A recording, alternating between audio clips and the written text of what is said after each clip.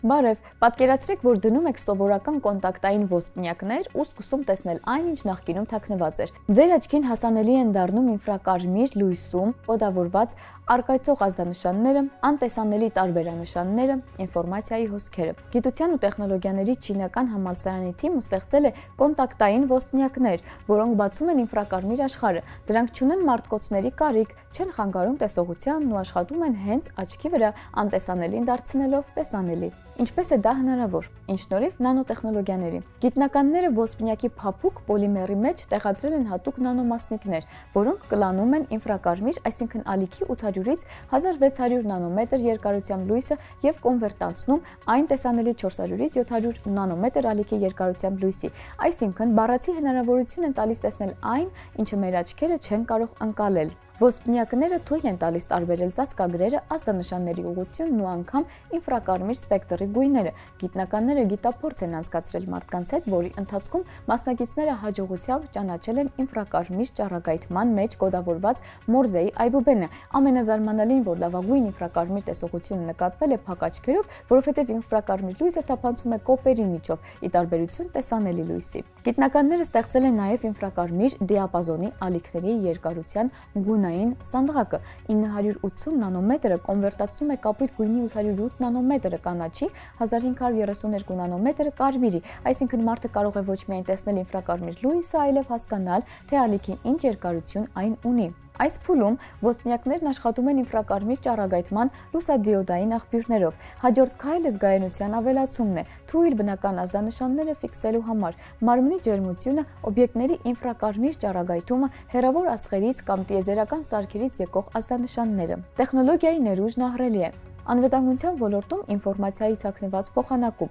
փրկարարական օպերացիաներում մթության մեջ մարդկանց հայտնաբերում, գիտության, տեխնիկայի, արվեստի ոլորտում ընկալման նոր կանալ, աշխարհը տեսնելու նոր միջոց։ Ու ով գիտի, միգուցե ապագայում այս ոսպնյակները դառնան նույնքան սովորական, որքան սմարթֆոնները, ու մենք բոլորը ստանանք երկրորդ տեսողություն, հնարավորություն ունենալով տեսնել անտեսանելին։ Մեր ամենամոտ հարևան Վեներա մոլորակը երկար ժամանակ երկրաբանական առումով քնած էր համարվում։ Նրա վրա չկա սալերի տեկտոնիկա, ինչպես Երկրի դեպքում, իսկ մակերևույթը գրեթե անփոփոխ է։ Սակայն Science Advances ամսագրում հրապարակված նոր հոդվածի համաձայն Վեներայի մակերևույթին առկա 52 օղակաձև ստրուկտուրաները կամ այսպես կոչված պսակները կարող են մինչ օրս տեկտոնիկ ակտիվություն դրսևորել։ Ինչ են իրենից ներկայացնում այդ պսակները։ Դրանք հսկայական 60-ից 2500 կիլոմետր տրամագծով օղակաձև ստրուկտուրաներ են, որոնք ծածկված են ճաքերով ու կարծես մոլորակի մարմինը պատող սպիեր լինեն։ Ընդհանուր առմամբ Վեներայի մակերևույթին ֆիքսվել է 740 նման պսակ, սակայն գիտնականները կենտրոնացել են 75-ի վրա, որոնք ֆիքսել է Մագելան զոնդը եւ մանրակրկիտ վերլուծության ենթարկել դրանք։ Մերիլենդի համալսարանի գիտնականների խումբը բարդ եռաչափ մոդելավորում է անցկացրել այդ ստրուկտուրաների էությունը հասկանալու համար, փորձելով պարզել կարող են արդյոք դրանք մոլորակի ներքին ակտիվության արդյունք լինել։ Արդյունքները հետաքրքիր են, 75 պսակներից 52-ը դրսևորում են լոկալ գրավիտացիոն անոմալիաներ,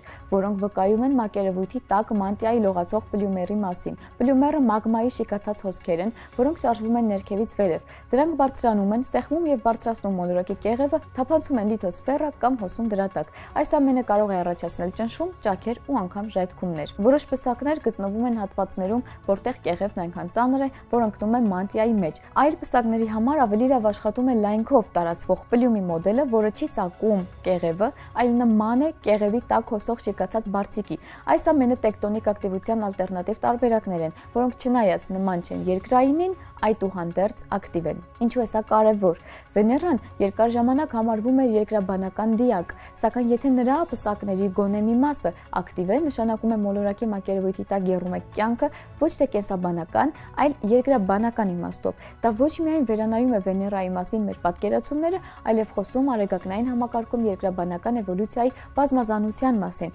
Պարտադիր չէ սալերի տեկտոնիկա ունենալ կենդանի մոլորակում մնալու համար։ Մոտ ապագայում NASA-ի Veritas եւ եվրոպական տիեզերական գործակալության Envision առաքելությունները նոր տվյալներ կտրամադրեն ու հնարավոր է ֆիքսեն կեղևի շարժման ջերմային ազդանշանները կամ լավայի թարմ հոսքերը։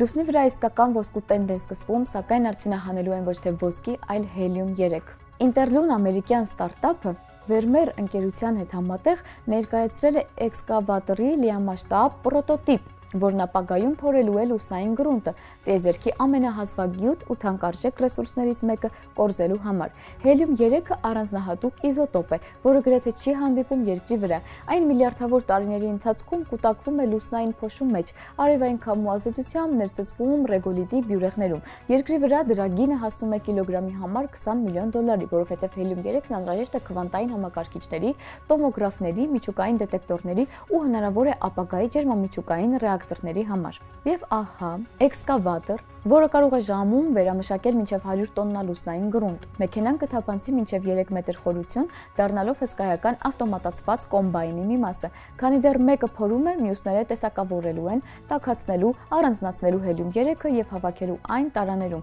Այս ամենը առանց մարդու մասնակցության, միայն ռոբոտներ եւ ռեգոլիտ։ Իհարկե, հելիում 3-ի կոնցենտրացիան լուսնային գրունտում չնչին է։ 1 կիլոգրամ արդյունահանելու համար հնարավոր է անհրաժեշտ լինի վերամշակել միլիոն տոննա փոշի, սակայն ստարտափում համոզված են, դա իրատեսական է, ու եթե ստացվի, մարդկությունը կստանա մաքուր, անվտանգ էներգիայի նոր աղբյուր։ Ընկերությունը պլանավորում է իրականացնել առաջին առաքելությունները լուսին նմուշներ հավաքելու եւ ամբողջ տեխնոլոգիական շղթան գործարկելու համար։